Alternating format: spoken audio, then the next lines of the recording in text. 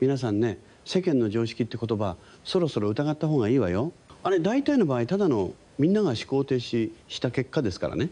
私なんて昭和のど真ん中で男が女物着て男が男を好きって公言して舞台に立ってたのよ。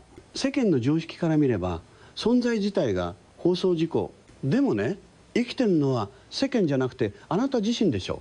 だったら世間の台本より自分の脚本を信じなさい。結婚はこうあるべき、女は出産して一人前、男は正社員でフルタイム、30までに家を買え、子供を持て、安定しろ。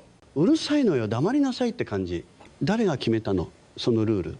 国会で可決でもされましたか。大体こうあるべきって言ってくる人ほど自分の人生を自分で選んでこなかった人が多いの。親に言われた通り、会社に言われた通り生きてきて後になって不満だらけ。でも自分の勇気のなさは見たくないから、あなたにも同じ牢屋に入ってほしいのよ。みんな一緒に不幸になりましょうっていう引きずり込み、そんなの付き合う義理どこにもありません。 LGBT の法律ができただの、パートナーシップ制度が広がっただの、ようやく日本も少しはマシになってきたけどね、本質は法律じゃないの。あなたが自分を否定しないって決めるかどうか、それだけ。私ね、20代で同性愛者だって公表した時、新聞にもテレビにもボロクソに書かれたのよ。でもその時思ったの。あら、この人たちかわいそう、愛がわからないなんてどれだけ人生損してるのかしらって。私の何が非常識ですか。人を愛して芸術を愛して自分の美意識で生きることのどこが間違いなのか逆に説明してほしいくらい、世間の常識ってね、歴史をひっくり返してみればほとんどが間違ってたの。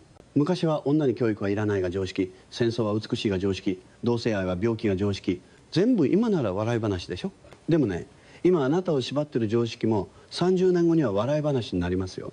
あの時代は未婚の人に早く結婚しなさいっていうのがマナーだと思われてたんだって。やばいよねって。だからね、あなたがやるべきことは簡単なの。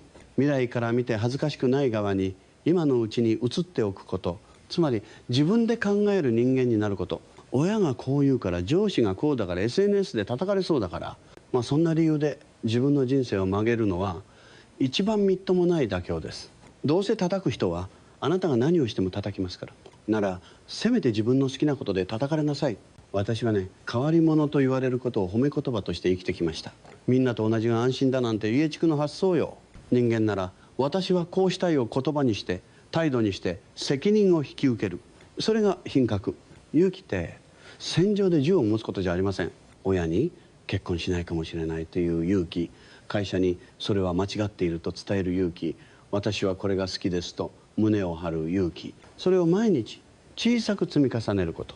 戸ざってね、一気にブチッとは切れないの。一本ずつ静かに外していくのよ。最後に覚えておいてほしいこと、世間はあなたの人生の責任なんて取らないのに口だけは山ほど出してくる存在ですね。その声に従って不幸になっても誰も慰謝料なんか払ってくれません。だったら覚悟を決めて言いなさい。